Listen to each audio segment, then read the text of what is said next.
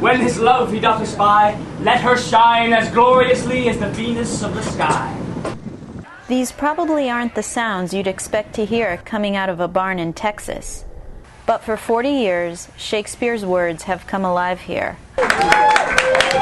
Since 1970, students from the University of Texas at Austin have been performing the Bard's plays in this rustic setting, about halfway between Houston and Austin. It's all part of a 2-month summer theater program known as Shakespeare at Winedale, where students live together, study, and perform Shakespeare's works in the sweltering Texas heat. It's like Shakespeare boot camp. It's a cult. It's like the Army, the Marines, religious cult, and Shakespeare worship all rolled up into one. This August, alums of the program, known as Winedalers, were invited to return to the stage for a 40th anniversary reunion performance. I would come and do this anytime I have the chance. I mean, how often do you have a chance to play King Lear and Leontes, you know? Former students gathered together again to perform scenes from King Lear to Twelfth Night to Hamlet and more in Winedale's Theater Barn, which has been converted to an Elizabethan-style stage.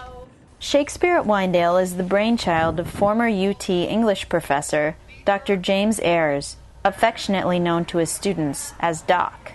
I started teaching in the fall of 1964, and my idea for this program began my first semester in a Shakespeare class, where I began experimenting with performance as a way of understanding and exploring Shakespeare. But it took 6 years for Ayres' idea to take root. In 1970, Ayres met philanthropist Ima Hogg, who donated the Winedale property to the university and asked Ayres to use it to perform Shakespeare.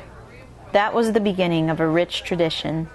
I was a student here in 1990 when they came and did the first reunion that they performed at, which was the 20th reunion. And that night, when those people arrived, was one of the most special nights of my life. Alums say the unique blend of camaraderie among students, isolation in the countryside, and long, grueling days of rehearsal makes the experience unforgettable. There are funny stories about people that were at Winedale for 6 weeks and come out and go, "What, you mean Nixon resigned? What?" You know, you're just cut off from the world. You don't get newspapers, you don't watch TV, you don't do anything.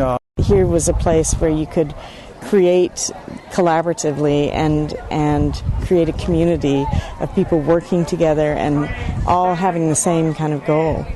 It's what I've been hearing from the old-timers that I'm dealing with right now.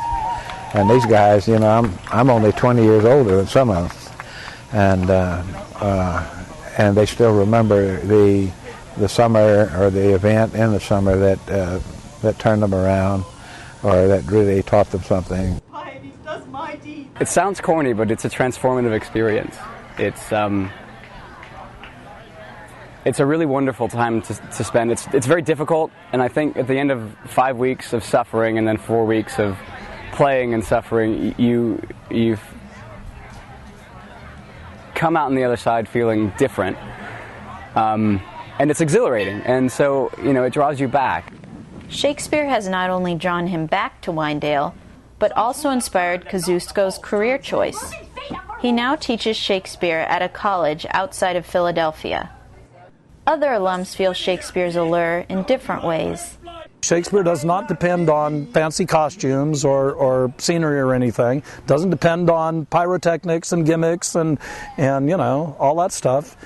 It's just you and the audience, You do what you can do, and that's what's beautiful about it, I think. The actors are at hand, and by their show, you shall know all that you are like to know. The words are the most important thing in the play.